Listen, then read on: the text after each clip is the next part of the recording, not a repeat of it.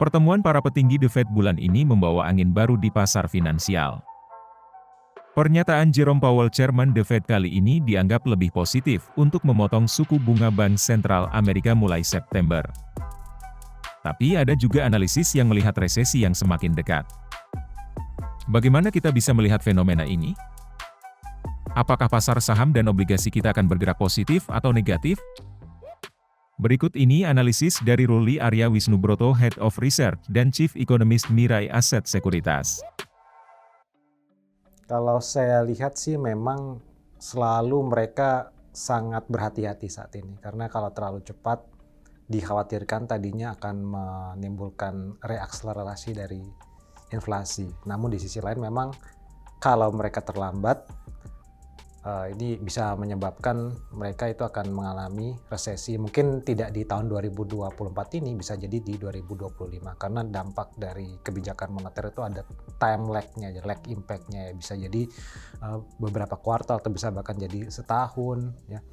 Jadi memang sudah banyak yang menganjurkan bahwa Juli sebenarnya sudah mulai bisa diturunkan. Dan kemarin juga di FOMC, di internal FOMC sendiri sudah ada members yang memang menganggap mungkin ada baiknya Juli ini sudah mulai diturunkan karena selisih beberapa bulan ini mungkin impact terhadap ekonominya bisa sangat besar. Jadi memang ada kekhawatiran mereka terlambat ya, kembali behind the curve karena berulang-ulang mereka itu melakukan kebijakan yang dianggap terlambat ya, seperti menaikkan suku bunga di tahun 2022 lalu ya, ketika mereka mengalami inflasi yang sangat tinggi. Ya.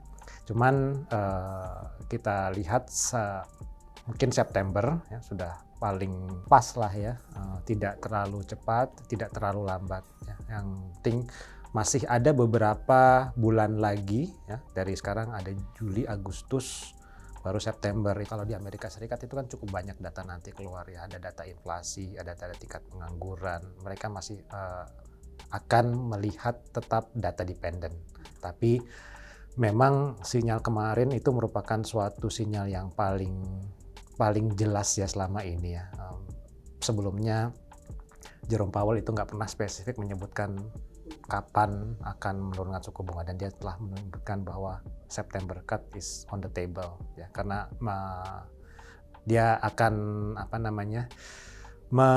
forward guidance itu harus sangat berhati-hati, jadi membuka segala kemungkinan. Bahkan mungkin apabila data-datanya tidak sesuai dengan ekspektasi, mungkin dia bisa mundur lagi. Tapi overall sebenarnya diharapkan September ini benar-benar akan diturunkan 25 basis point ke 525.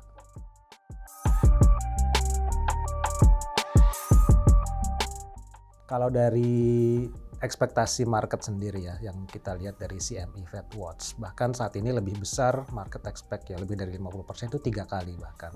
Dan mungkin kalau saya tidak salah terakhir itu 40% 2 kali. Ya. Jadi memang market sendiri expect hampir ya 90% kira-kira apakah menurunkan 2 kali atau lebih. Tapi saya rasa mungkin kalau dari kami sendiri lebih agak sedikit berhati-hati. Cenderung tidak terlalu hawkish dan tidak terlalu dovish ya, kita mungkin di tengah-tengah lah di 50 basis point di tahun 2024 ini, karena menurut saya dengan suku bunga saat ini di level 5,5% dan inflasinya juga saat ini sudah cenderung secara konsisten menurun, baik dari CPI yang 3,3% dan core PCE inflation di 2,6%, itu sudah ada gapnya sudah cukup besar ya. Jadi memang turun ke 5,25 atau ke 5% itu saya rasa tidak akan menimbulkan suatu resiko untuk kembali menyebabkan inflasi.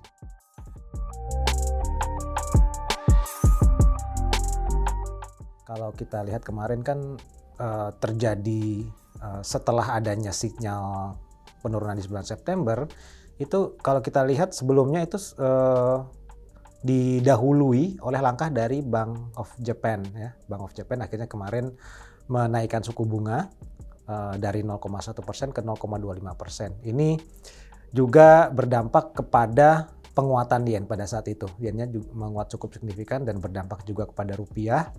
Dan memang selain kapan The Fed menurunkan, kita perlu juga memperhatikan respon atau kebijakan atau langkah-langkah yang dilakukan oleh bank sentral negara maju lainnya. Sebagai contoh, kemarin itu ECB sudah menurunkan terlebih dahulu. Dan ketika mereka menurunkan terlebih dahulu, itu juga menyebabkan dolarnya sempat menguat karena spread antara Fed Funds Rate dengan ECB policy rate-nya itu melebar. Jadi pada saat itu nilai tukar dolar cenderung mengalami penguatan. Di sisi lain, Bank of Japan juga dinilai terlalu lambat dalam melakukan normalisasi. Jadi kemarin karena adanya selisih suku bunga yang cukup besar antar suku bunga kebijakan di negara-negara maju, ECB, Bank Sentral, BOJ, dan dibandingkan dengan The Fed, ini juga sempat menyebabkan fluktuasi yang agak tinggi di market.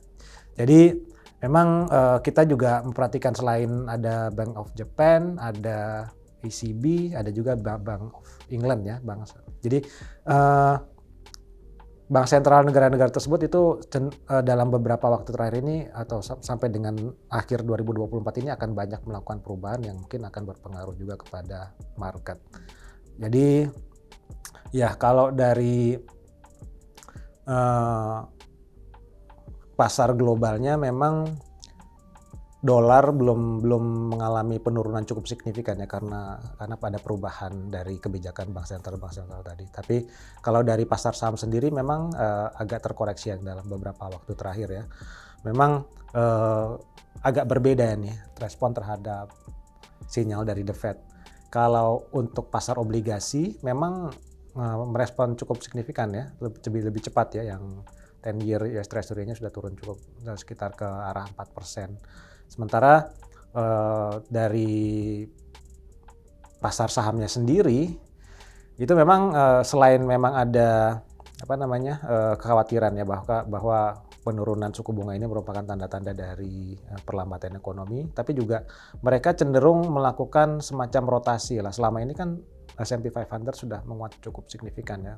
Terakhir kalau saya tidak salah sekitar 12-13% kalau nggak salah, dan jadi memang cukup wajar kalau mengalami koreksi, memanfaatkan momentum kekhawatiran akan perlambatan ekonomi.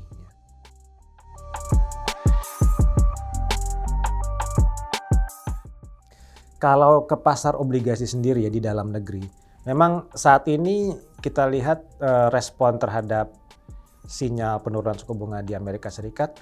Kalau menurut saya agak sedikit lambat ya, belum terlalu cepat ya. Ini juga terlihat dari nilai tukar rupiah kita, meskipun hari ini juga sudah di bawah 16.200, tapi sempat tertahan lah di sekitar 16.200 sampai dengan 16.300. Dan ini juga seperti yang saya sampaikan tadi ya, dipengaruhi oleh perkembangan mata uang dan suku bunga kebijakan di negara-negara maju lainnya. Dan saat ini sendiri juga biasanya pasar obligasi di Indonesia itu lebih memiliki korelasi ya, biasanya lebih berkorelasi dengan nilai tukar ya. Jadi ketika nilai tukarnya tidak terlalu menyesuaikan, cenderung pasar obligasinya juga agak sedikit responsnya agak sedikit lambat ya. Jadi saat ini mungkin masih di kisaran 6,8, 6,9. Dan saat ini sendiri memang Bank Indonesia juga berusaha untuk melakukan normalisasi terutama penyesuaian dari instrumen SRBI.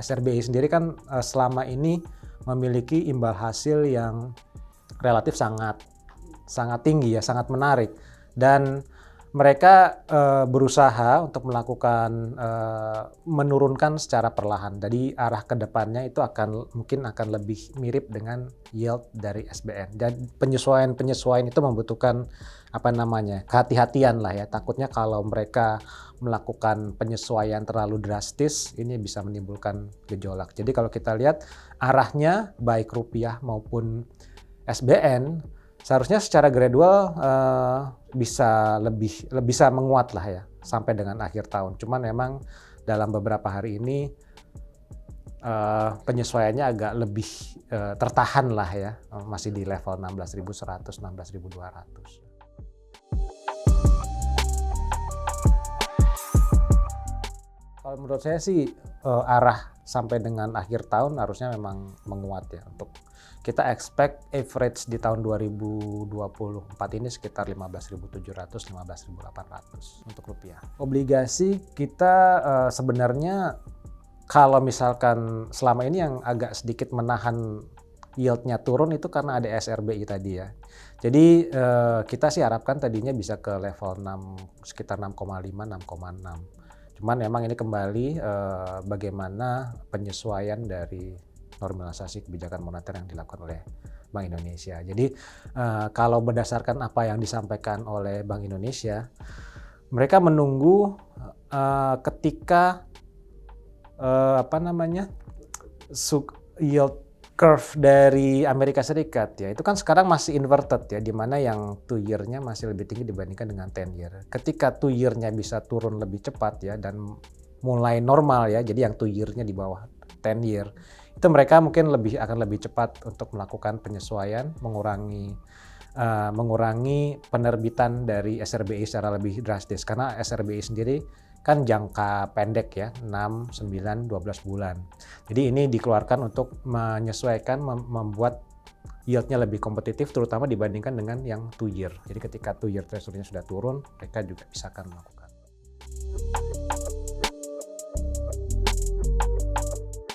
Pasar saham Indonesia bulan Juni kan kemarin sempat terkoreksi sangat signifikan ya.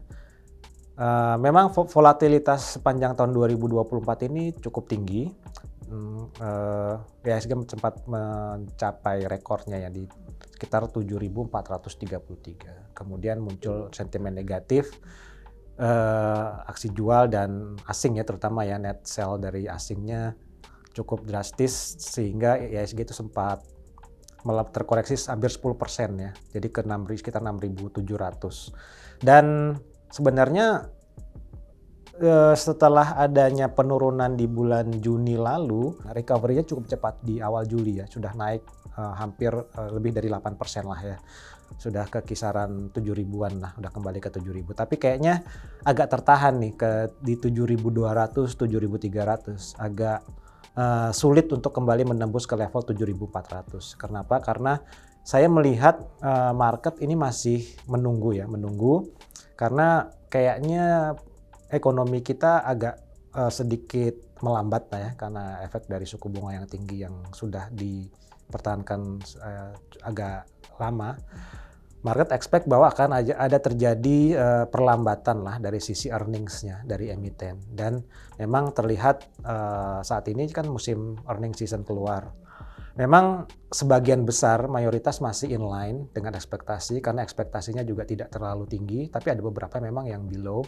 Cuman kalau kita melihat memang dari sisi revenue-nya itu memang mengalami slowing down. Cuman ada beberapa emiten yang bisa mencatatkan net profit-nya lebih baik dari ekspektasi untuk perusahaan-perusahaan yang bisa melakukan efisiensi. Jadi kalau kita lihat memang saat ini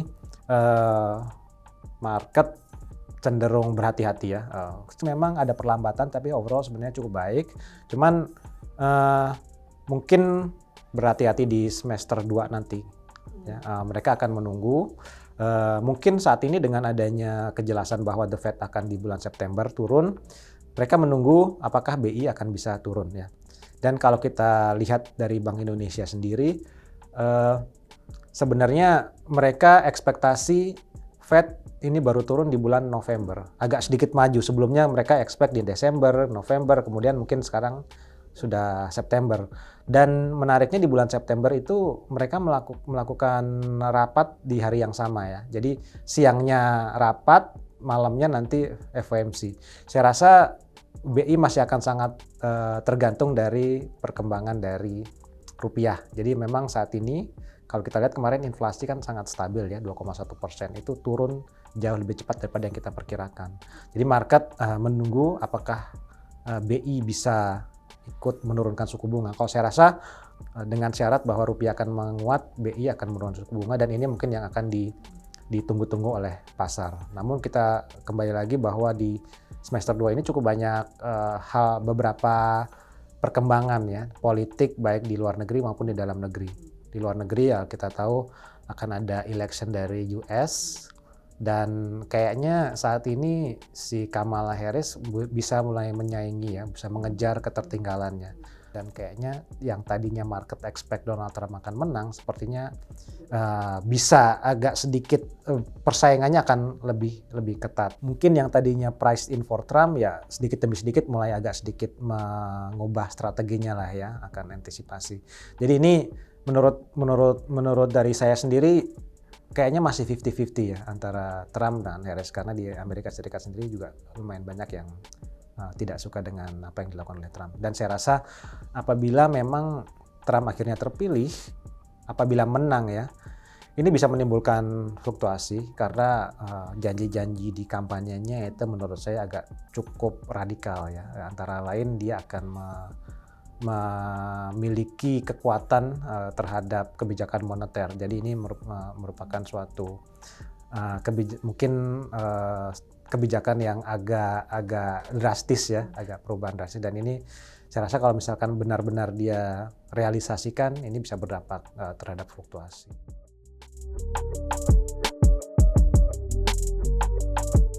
Meskipun memang risikonya cukup besar, maksudnya harus lebih sangat berhati-hati, tapi kalau kami melihat ada peluang returnnya masih cukup baik.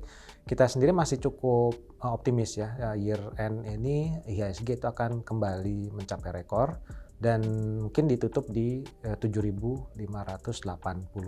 Meskipun memang kita turunkan dengan target kita sebelumnya karena ada perubahan dari asumsi suku bunga, terutama ya suku bunga yang tadinya kita harapkan akan turun cukup besar ya 100 basis point, tapi mungkin turunnya akhirnya cuma 50 basis point. Sementara kalau dari obligasi sendiri dengan saat ini yieldnya di kisaran 6,8, 6,9 dan kita expect di akhir tahun bisa ke kisaran 6,5, 6,6, saya rasa returnnya juga masih cukup baik ya. Dan memang kalau kita lihat ya yang akan dilakukan oleh bank sentral, terutama yang paling akan berpengaruh terhadap yield, itu yang pertama mungkin rupiah. Sementara kalau dari inflasi saya lihat dengan perkembangan inflasi terakhir ini mungkin tidak terlalu mengkhawatirkan lah ya, apalagi dengan pilpres satu putaran, saya rasa inflasinya akan jauh lebih terkendali.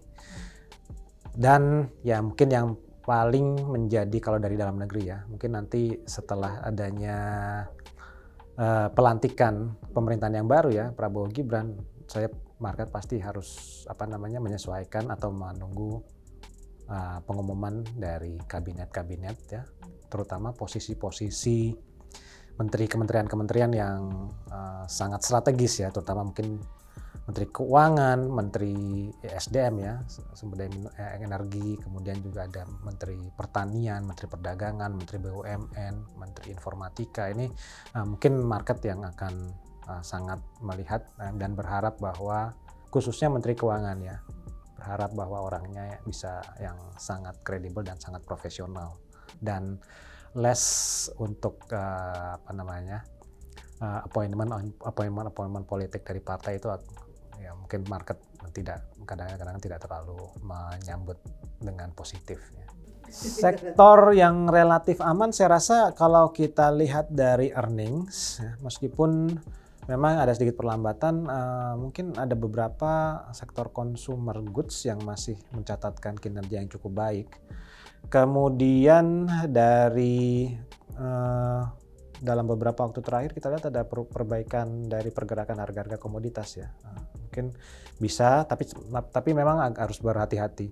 Cuman memang yang paling saat ini yang mungkin masih cukup baik ya dengan kinerja yang konsisten itu terutama sektor perbankan ya, terutama bank-bank yang bank-bank KBMI 4 lah ya yang masih memiliki kondisi fundamental yang sangat kuat, sangat baik, dan earnings-nya di tengah suku bunga yang tinggi masih bisa positif ya dari net interest income growth-nya.